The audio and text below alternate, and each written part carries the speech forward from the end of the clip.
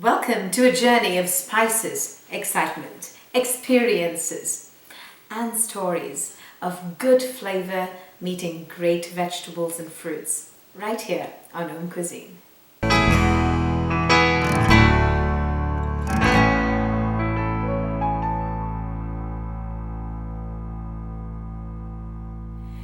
Good morning and welcome to another episode of AUMcuisine, authentic, universal, meditative. We're going to be making some lovely cashew nut milk. And it's so easy to do, you don't have to go to the store and really buy it. So we're going to be a little bit of bohemian this morning.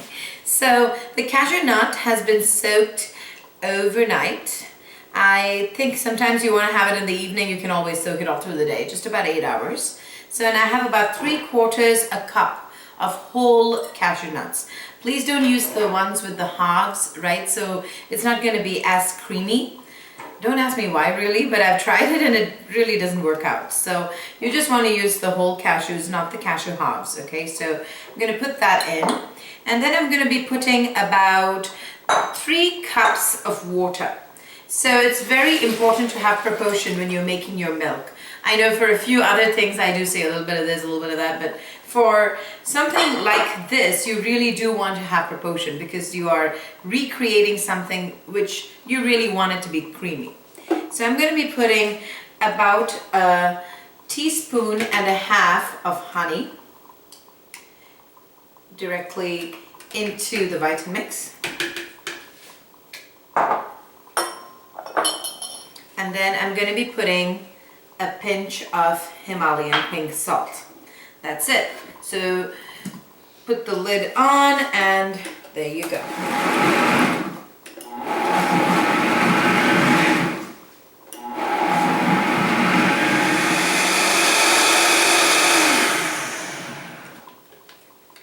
So after you find this creamy enough, it's a beautiful color, I like to run it through a nut milk bag.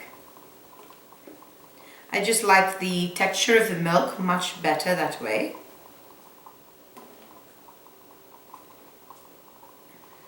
And it'll go through really easily. You want to be really careful, but you can get the kids involved in making this because it is a fun exercise and they can understand that milk can really come out of natural sources rather than an animal. I try very hard not to be messy, but sometimes, it does go like that. But there you go.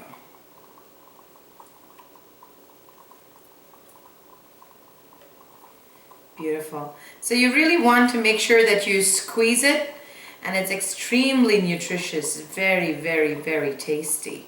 I've noticed the other thing is that with cashew nut milk, it is a fantastic base for making a lot of curries and gravies in Indian cooking, Moroccan cooking. For people who are allergic to coconuts, you can use cashew nut milk in lieu of coconut milk. So a lot of those things can happen. For some reason, cashew nut milk to me smells like cow's milk. I don't know how and why, but it really does. And there you go. This is amazing.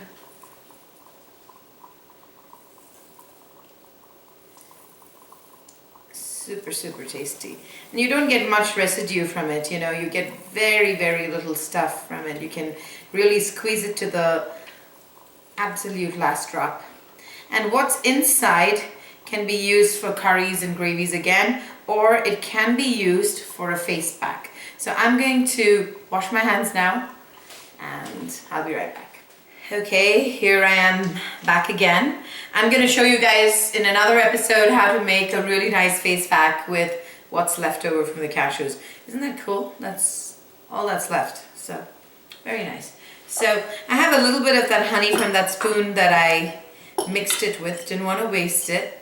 So I'm going to put this through and pour out the milk in there. I mean, super gorgeous.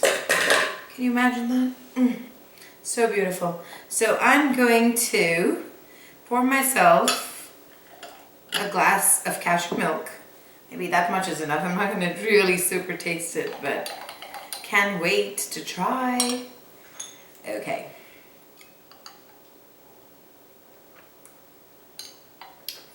So delicious.